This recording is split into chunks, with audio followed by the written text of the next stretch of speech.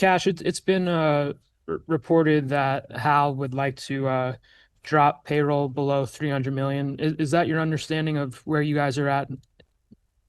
Um, I don't know if I don't know if that's where we're at. I know that we are always fluid with our payroll situation, and out of all the things that we have here in the organization, um, payroll usually is not an issue that we've had to deal with much of. They've always been supportive, so I think payroll is it's always obviously something we play with, but we're pretty strongly invested. But what an ultimate payroll number is going to be, I haven't gotten that from Hal Steinbrenner. Other questions?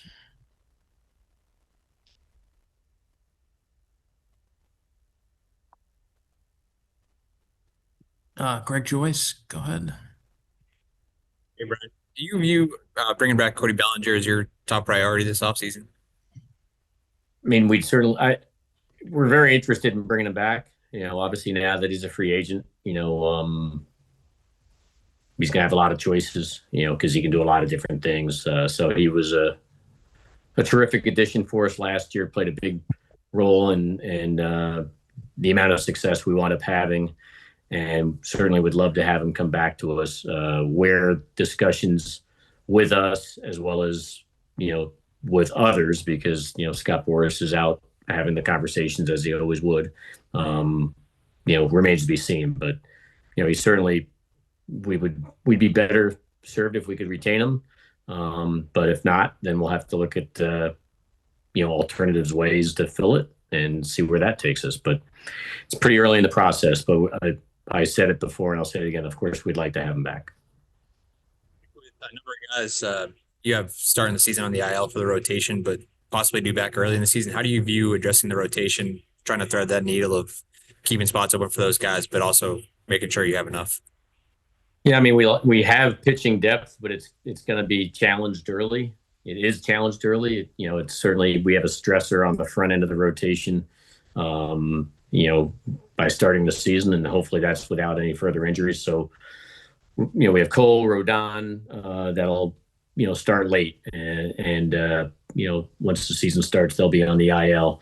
So that leaves us with Fried and Hill and Schlittler and Warren, and then whomever else is coming from our system or we potentially import outside. So there's, hopefully the off days will play a nice role early on when we need a fifth starter, for instance. Hopefully health is blessed early in the rotation as well in the early portion of February, March, and April.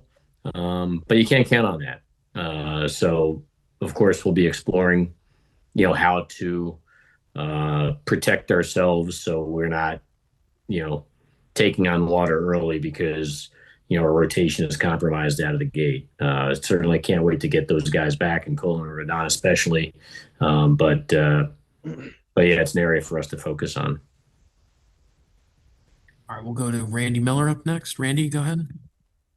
Hey, Cash, how much is Trent Grisham's decision to accept a qualifying offer factor into bringing back Bellinger? And if you would get both of them, what does that do for Spencer Jones and Dominguez next season? Well, first things first, obviously we extended the qualifying offer to Grish because we're comfortable doing so. Obviously this is a very thin outfield market. If he turns it down, obviously, that means the market is flush with teams that have the need in the outfield, especially center field areas. He had a hell of a year for us, was one of the big reasons why we had the level of success we did. And we'd be happy if he accepted and came back. If we get a call at some point that he accepts, our conversations with Scott Boras on Bellinger will continue, and we'll see where that takes us. And if he rejects, we'll be talking to both Grisham and Bellinger regardless. And then we'll be, continuing keeping an eye on the guys we have from within, that we know that are plug and play. Jason Dominguez is going to plan on playing winter ball, and then Spencer Jones has been working out at Yankee Stadium, and eventually he'll be heading to Tampa. After he takes a break, he'll be heading to Tampa and working out down there. And hit the ground running, heading into spring training. So, those guys all have exciting upside. We already know what Grisham and Bellinger are capable of. So it's very early in this process. So I don't know where any of it's going to take us. We could lose both Grisham and Bellinger to free agency. And then, it puts a lot more stress and pressure on, those internal options. If one of those guys comes back, it creates nice competition. If both of those come back, then, maybe it creates trade flexibility. So I just don't know how this stuff is going to play out. I guess, stay tuned. Go to Brendan Cuddy next. Hey, Cash, thanks for taking the time. Is there a specific reason that Jones is working out at Yankee Stadium? Like, did that come up with you guys for any reason? No, I mean, there was a request he made to come on in and work out here, and certainly that's what the facilities are for. So, like anybody asking, if they're in the Tampa area, they can use our facilities there too. So, I can't fill in the blank of why he's been at Yankee Stadium or had been at Yankee Stadium working out, but he was, and so it's all good.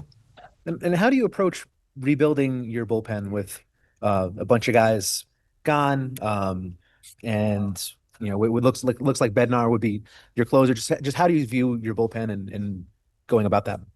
Yeah, I mean, we have Bednar, Duvall, Cruz, Hill, Hedrick, Bird, Efrost, just off the top of my head with a lot of we got a lot of good young strong arms that are pushing their way up from the system, yet to be determined, signed non-roster invites, and certainly yet to be determined potential trades or free agent imports. So we have some quality down there that we need to improve upon, because certainly there's a few guys that left us currently in free agency. We'll talk to them as well, and Devin Williams and Weaver, and along with other alternative choices in the marketplace, and see where that all takes us. But yeah, there's some spots there that have yet to be filled, and this winter we'll have to figure out how we're going to do that. Thank you. We'll go to Dave Lennon next. Dave. Hey, Cash. Last year at this time, you had a pretty clear strategy. I mean, Soto was a priority for you guys, and when it didn't work out, you had a very aggressive pivot to spend money in his place to improve the team in a number of different areas. How do you approach it this year? I mean, is Bellinger a guy that you kind of need an answer on before you proceed to improve some other areas, or is this going to be just lateral moves from the start that could be a number of different parts of the team? How do you envision the next weeks and maybe month or so going forward? Yeah, every winter cycle could be a little different. So you're right. Last year, we put all our chips in on the Soto basket, and we had to wait that one out, and that didn't declare itself, as you remember, until Dallas in the winter meetings. So thankfully, the market, I think, was held up, maybe because of Soto, or maybe things were just moving slow regardless. So we didn't miss too many. We missed some opportunities that came off the board before the Soto decision, but a lot of the market opportunities still remained in play. So we kind of had our homework done, ready to jump and move fast if it was workable. And there was no guarantee that some of these things were workable, but over time they trickled through, and we were able to complete some free agent signs and or trades. So probably going to play out a slow, like, I know I'm not there at the GM meetings right now, but typically the way this stuff has evolved, the GM meetings, a lot of teams are still in their human resource department role. The meetings more are about getting the clubs together with the media, and it generates a lot of stories. And but there's not too much things happening in these meetings as of just yet. I'm staying connected, obviously, via phone with our clubs and our opposing agents and stuff. So you gather as much early information, but it seems like what usually plays out is it's going to take some time. And once you start heading into our winter meeting, which happens to be in Orlando, hopefully we'll have a pretty clear definition of what's going on. We'll, I think, to your question, are we going to hold up waiting on the Bellinger situation or not? It remains to be seen. I got to get some information from Scott Boras about conversations and where that's leading them. And, you know, he on each individual player, it's different. I remember sometime before the winter meetings, but after the GM meetings, he took Blake Snell off the table last year rather quickly. And then Soto went to the winter meeting. So I just think they're all different circumstances, and you just have to stay connected, you know, with the representation and be guided by them about, you know, how the market is handling their player. And in the meantime, it's in our best interest to line up as many possible alternative choices. Now, thankfully, internally, we have Dominguez, we have Spencer Jones that's earned the right. You know, if he was with some other organizations, he would have been in the big leagues probably already last year. Dominguez would have been playing most every day with maybe some other teams that per se weren't finished off, but we had obviously Grisham, Bellinger, and Judge flying high. So he had to kind of sit it out in the second half. So, you know, we have internal candidates, but, you know, certainly we have some time here to tread some water and wait and see how this plays out. Thanks, Cash. We'll go back to Chris Kirchner. During the season, Jazz had expressed an openness of wanting to be a Yankee long term. Have you had any discussions with him and his agent about a long term extension? Haven't yet. So not sure, you know, how that will play out. Brody Van Wagen and we spoke as early as today. You know, Jazz certainly came up, and he's been a great addition. He's obviously approaching free agency, which puts some pressure on. Do you make a decision now or do you wait? You know, you've seen, you know, our past, how that's played out to some degree. So I don't have an answer to the question, but clearly with his service time, he's earned the right. He's 1 year away from free agency. He's, you know, one of the best second basemen in the game, an all-star last year, and another one I mentioned earlier, Grisham and Bellinger, and another one that had a big reason for our success. You know, so I guess that remains to be seen, but we have not had any conversations outside of, you know, he's looking forward to playing next year. He loves playing here. And if we're open, if you want to have a legitimate conversation about value, open to a longer term conversation as well. So, but that's the extent of it. And then the other day, Aaron Boone made a comment on a podcast saying that the Yankees were the least analytical team with in-game decisions in the AL East. Is that how you view that? And is that a good thing in your opinion, if that is true? I know that's how he we've been clearly accused of being too analytical. And despite analytics is a big spoke in the wheel, but it's not the only spoke in the wheel. We have the largest pro scouting department in the game, which we rely heavily on as well. And I just think he's trying to, you know, I guess bring the fans into the dugout, you know, with the commentary constantly about, you know, the front office is pulling the strings and every move seems to be the analytic department telling them what to do and everything's pre-scripted. None of that's true. So I think he was trying to, it sounds like that was just him defending. If you look around the league or the American League East, especially as his defense, you know, we're not wired in the dugout. So I don't know what goes into his decisions because they're split decisions. You have to make these decisions, pull a pitch or stay with a starter, pinch hit for a guy, run a guy, whatever. And ultimately he sees how the other teams have platoon advantages and they exploit them, you know, 24/7. That's what they do.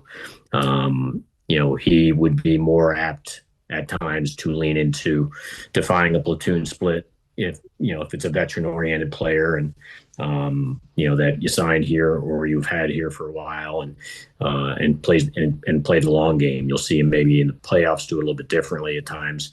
But I think that was his answer to the question of being constantly challenged, of being accused of being a puppet and running, you know, a show that's not designed by him. And that was his answer, you know, which is, you know, and the biggest takeaway is he's making those decisions. And I would agree at times. I mean, he'll definitely make decisions that our analytics department wouldn't agree with, but they're not managing the team. And sometimes they work out for us to our benefit, and sometimes they don't. But that's, I guess, the best way I can answer that. Unless you have a follow-up. No, I'm good right now. Thank you. All right, we'll go back to Randy. Just as a reminder, if you have a question, just use the raise your hand feature under React. Randy, go ahead. What do you know about Imani, the Japanese pitcher who's being posted, and how important do you view it to get back in the Japanese market? I know that you've tried in past years, and now that you see the revenue that the Dodgers have brought in recent years with some of their signings, do you view that as important way to add money?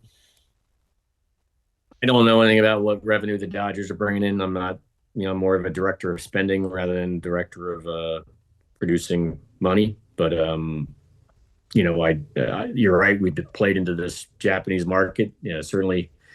In years gone by, too many years now gone by, had success with Matsui's and Kurodas and Tanakas and at all, and even acquired Ichiro Suzuki, but those are too long gone. We have been very aggressive in the more recent market, but fell short. Those players made the decision to go play for the Dodgers, and clearly the success has followed them. And so I'm interested in gravitating to any player anywhere in the world, including Japan, and we'll play in those markets. If it's a fit for us, and we'll try to land a player, domestically or internationally, doesn't really matter. But yeah, you got to take tip your cap to the Dodgers, though. They've obviously found a way to win the race. It was some players that played really a key role in their world championships. All right, we'll go to Greg Joyce. The decision to let go of Donnie Rowland, and do you feel like that's an area where you guys haven't gotten the best out of the talent that you've brought in recent years?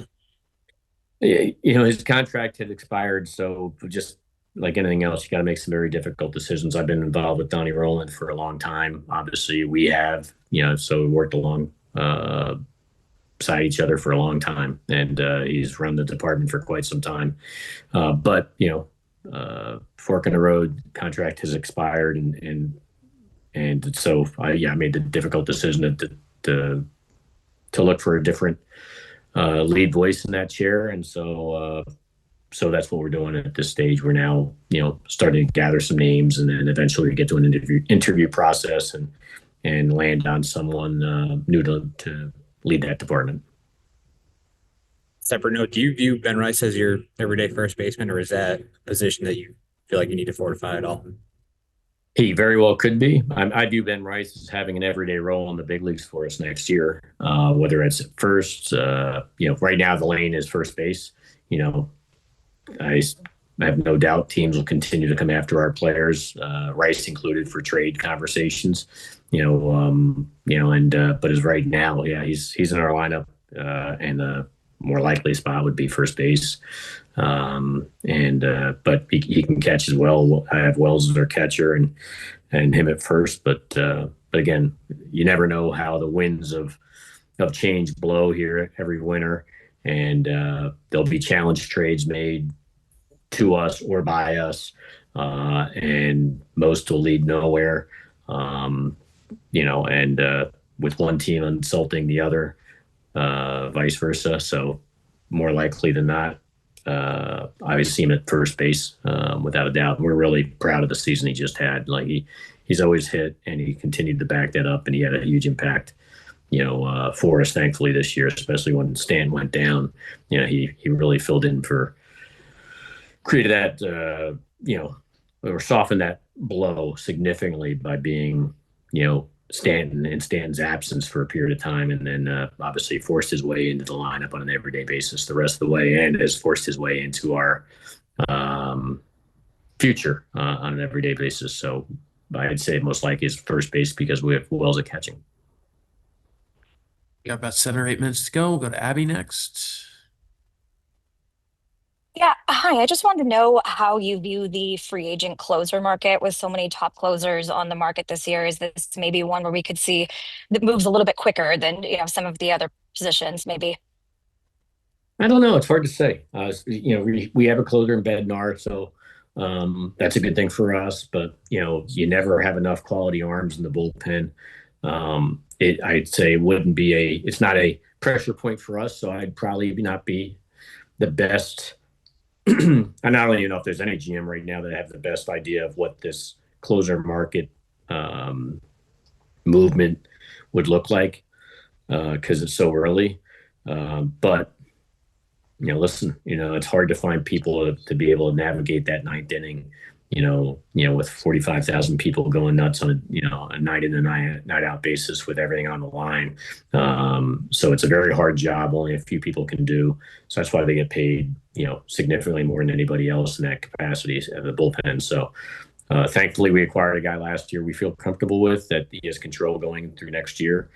So it lessens that role for us, but it doesn't, prevent us from dipping our toe in the water to adding to our bullpen. And so we will be touching base with everybody that's out in the marketplace to make sure we know what their costs are. But I have no feel for how fast that could go.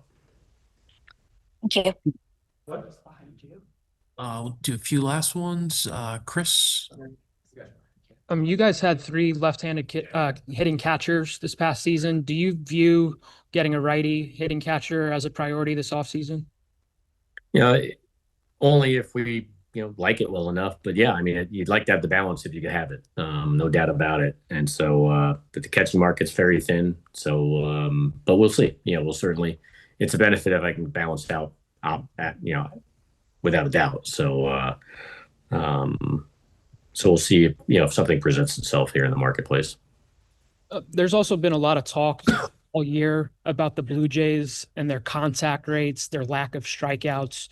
What do you feel like the public is missing when it comes to the whole quantity of contact versus striking out more? Because a lot of times you guys get accused of having high strikeout rates and being too home run reliant. I don't know. I'm not. I know you're probably having a comment section blown up. I'm not playing around in the public sphere. I mean, my focus solely is going to be constantly trying to improve on whoever we have, try to improve their contact quality. That's our hitting coach's job is to obviously, my job is to make sure our strengths remain our strengths and shore up our areas of weakness. Our specialty coaches with the personnel they're provided, try to drive that on base percentage, that batting average, that slug to the highest levels possible, and limit the strikeouts and the double plays, on the hitting side. So, improve the profiles of our current individual hitters or import ones, that, will limit the area that you have some exposure at. And that's that's the trick of the trade a little bit. Like, can you acquire that in the trade market or free agent market? Does those exist currently? And what are the prices to acquire that, and how does it fit? And and if we can run into all that, great. Then hopefully we would improve our club, and then therefore improve our chances. But I can't speak to the public narrative stuff. I know that every year things can change. I do know that the team that out homers the other team in the postseason series always goes on to typically win 90% of the time. So home runs are a good thing, not a bad thing, but strikeouts are a bad thing. Putting the ball in play is a good thing because a lot can happen, but you don't want to put the ball in play with double plays. So strikeouts are bad, double plays are bad. Everything else is obviously good. I'll just take a last question or two, Brendan. Are you expecting for Caballero to be your starting shortstop opening day with until Anthony gets healthy? If opening day was today, he'd be the heir apparent. Are you guys is that what you guys are looking for? I'm sorry. I'm sorry. Are you guys looking to upgrade there? I'm looking to upgrade anywhere on the roster. So, I know, like, for instance, Caballero's name wasn't on my lips in June, for instance, but by some point in July, mid-July, whatever, I started having dialogue with Tampa Bay and a lot of twists and turns all the way through that day where had to come off the field in game. He went from theirs to ours. So you never know, what might pop into the conversations, and that, so he was definitely an upgrade for us. And he was, more of an excess for them.